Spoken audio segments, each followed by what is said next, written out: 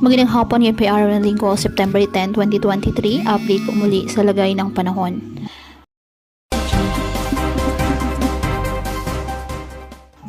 Sa kasalukuyan, dalawang low pressure area ang minomonitor nasa loob at labas ng ating Philippine Area of Responsibility.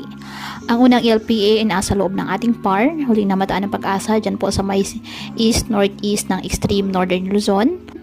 At ang isa naman po ay nasa labas ng ating Philippine Area of Responsibility. Ang mga nasabing low pressure area sa loob ng 24 to 48 oras ayon sa pag-asa ay nanatiling mababa ang tsansa na maging bagyo. At wala rin itong direktang epekto sa lagay ng ating panahon. Southwest monsoon o habagat ngayon ang nakaka-apekto sa western section ng northern at central Luzon. At mga localized thunderstorms naman ang nagpapaulan sa ilang bahagi ng ating bansa, lalo na po sa dakong hapon at gabi. Wala pong nakataas na gale warning sa anumang baybayin ng ating karagatan, kung kaya malayang makapamalaot ang ating mga kababayang mangingisda at may maliliit na sasakyang pandagat.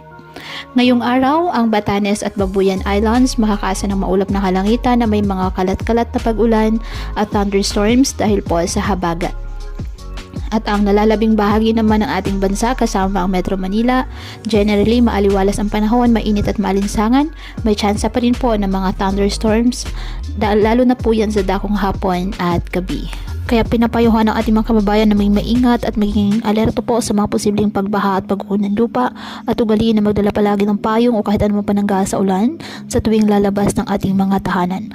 At yan po muna ang update sa lagay ng panahon ngayong araw. Muli patuloy po tayo na mag-ingat at palaging tandaan, God loves you. Stay safe and God bless.